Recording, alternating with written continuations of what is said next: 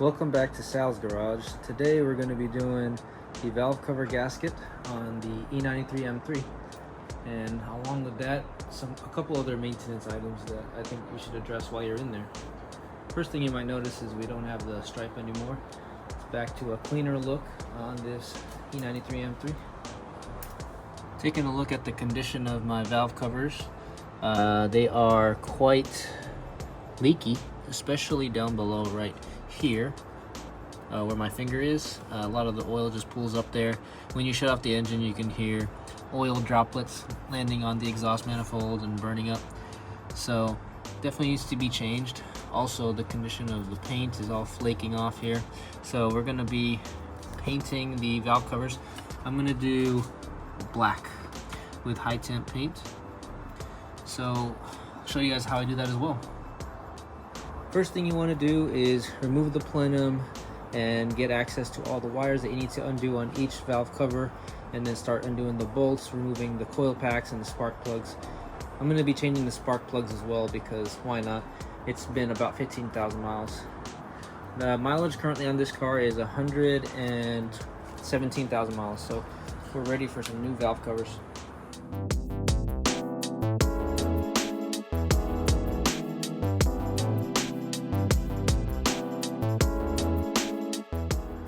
Alright, so I've got the plenum off. Now we can see the individual throttle bodies here. You can see a lot of oil leak right over here where the valve covers are in the very top. Also down there as well. A lot of chips in the valve cover paint. Next course of action once you have the plenum off is to loosen these two bolts here, 210 millimeters, to kind of move this out of the way so we can get to all of the valve cover bolts on each side. And we're going to start unplugging all of the injector wires, the coil pack wires underneath these black, as well as the grounds, the engine grounds, which are on the valve cover itself. Also going to pull this out of here. The spark plug cover, and now you can see all the coil packs right over there. So I got to remove these coil packs and the wirings, and then start removing the plugs for these, and also the engine ground right over there, and there's probably another one right here. So these two. This is the passenger side. I've got this out of the way, still connected, so I don't have to drain the coolant off. On the driver's side, I have removed the airbox. Same thing here, remove the coil packs, remove the connectors here. Probably zip tie or hold this out of the way. You don't have to remove the fuel rail. I got the injector wiring out of the way, and also the fuel vent valve. I disconnected that over here. It was connected over here originally. Two engine grounds right over here and one over here. Sensors, move the wires out of the way, and then we can start accessing the bolts.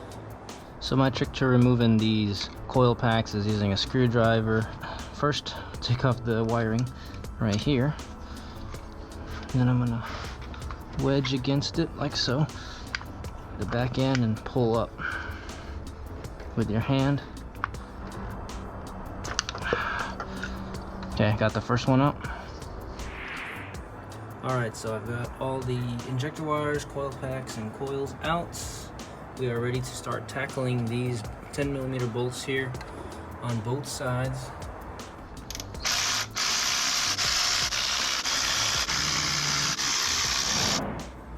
Alright, so about half an hour later, got all the bolts loosened up. You can tell because you can go like this, you can pull them up. So the hardest one was that back corner over there. You'll need to do it little turns by hand, but every one of them, at least these bottom ones, you need some short extensions, but every one of them you can access pretty easily.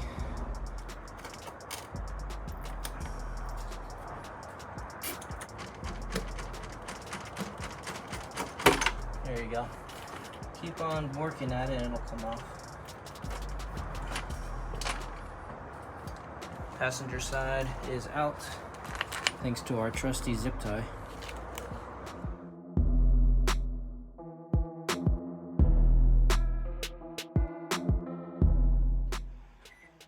So I'm using brake clean to clean up this valve cover. I'm gonna get these dirts off, and then I'm gonna use Citrus Strip paint stripping gel with a brush. Brush it onto the valve covers once it's clean, and then let it kind of do its thing overnight, and then see if the paint from the OEM valve covers can flake off easily with the help of Citrus Strip. So I am using this wire brush and some scraping tools, and we're just stripping the old paint. I've already done this side, and just keep working your way down using wire brushes, paint stripper, scrapers, and then we're gonna sand it down, and then primer, and then paint. So this is 2 coats of primer, and after this we're gonna go ahead and spray on Wrinkle Black.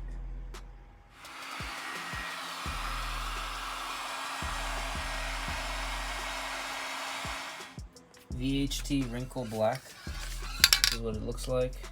It is up to 350 degrees Fahrenheit for the setup.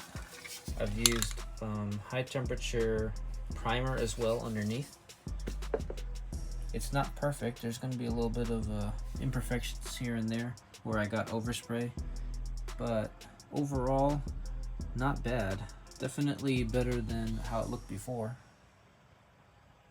According to the instructions for this, it says to bake the valve covers at 200 degrees Fahrenheit for 1 hour. So I'm going to go ahead and bake them.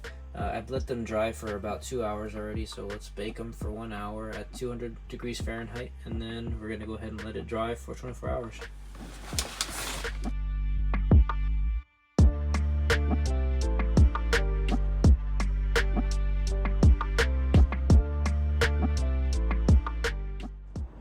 Okay, so it is the next day, and we've got the valve covers painted. It's time to put everything back, and if you haven't seen here, this is the aluminum covers for the Vanos gears. I installed those before putting everything back together. If you want to check out my video on these, the install process of this, I'll link it up in the top right hand corner.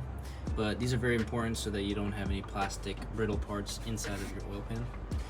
I also changed out the spark plugs, and you can see right here the oil is leaked into the threads, so we'll be replacing the spark plug tubing with brand new ones over here.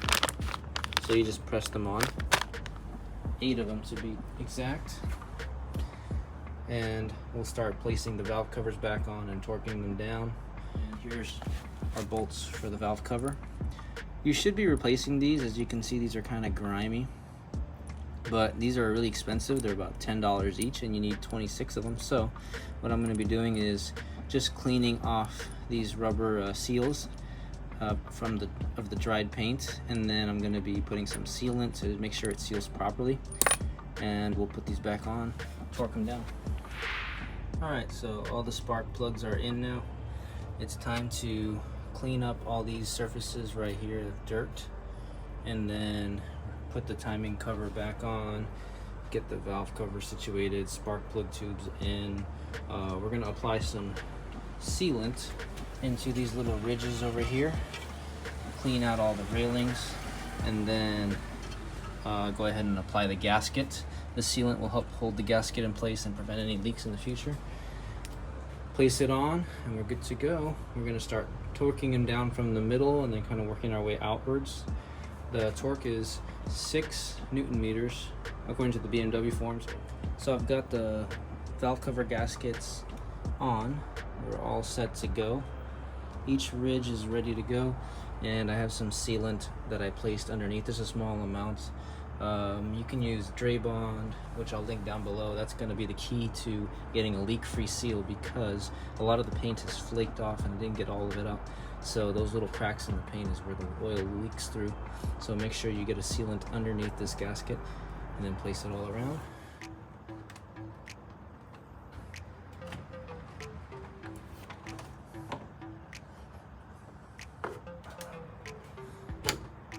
There you go. Takes a little bit of wiggling, but once it's in, it's in.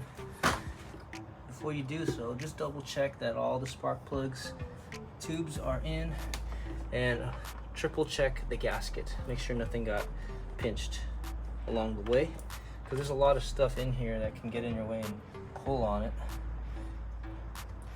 You want to thread these bolts in loosely all at once, and then go ahead and then hand tighten them all, and then you're going to do your torque pattern, which is 6 to 10 Newton meters of torque, and you want to start in the middle and work your way out. Okay, so I have all of the bolts torqued down. Both sides are torqued down and ready to go. What helps a lot is kind of moving this expansion tank slightly up and out of the way so you can reach all the bolts. The ones in the back, you'll need a small socket, like this one, 10 millimeter flex head ratchet, and then same thing on the back side over there. Now time to put this back in its spot, and then start putting the oil separators right over here on, as long with the sensors on the top of the valve cover.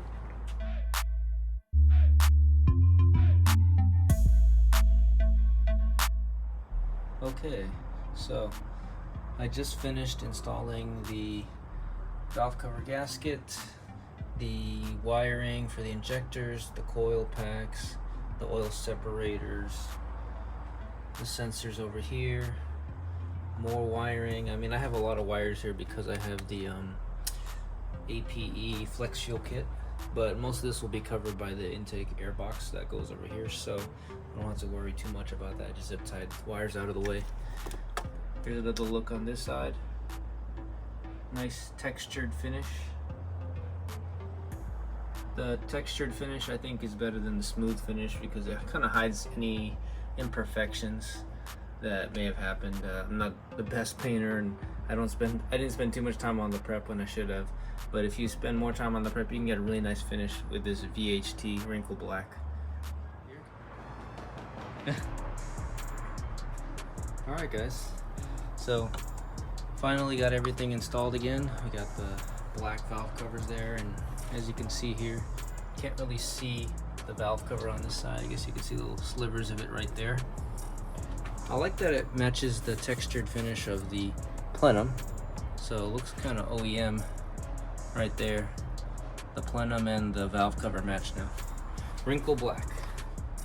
So I'm gonna go ahead and take it for a test drive and check for any leaks on the bolts, the valve cover itself, the gaskets, sensors, anything that I may have missed.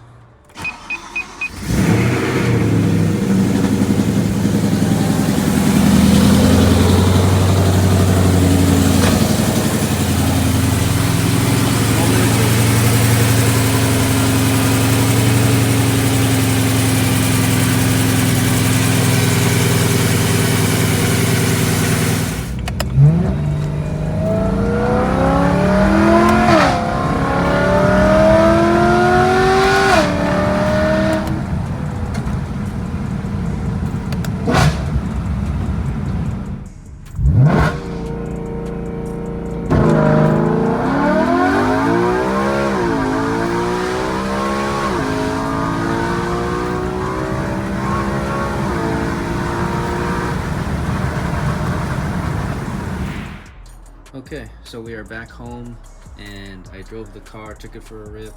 Let's check for some leaks.